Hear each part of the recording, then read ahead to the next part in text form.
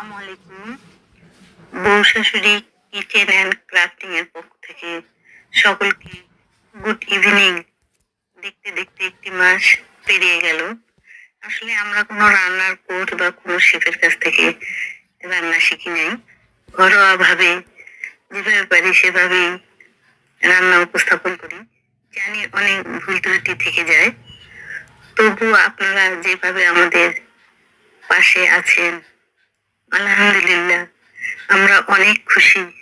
এভাবে আমাদের পাশে থাকবেন, আমাদের সাপোর্ট করবেন এবং আমাদের ভুল ত্রুটিগুলো কমেন্টের মাধ্যমে জানিয়ে দিবেন। তাহলে আমরা ভুল ত্রুটিগুলো শুধরে নেওয়ার সুযোগ পাবো।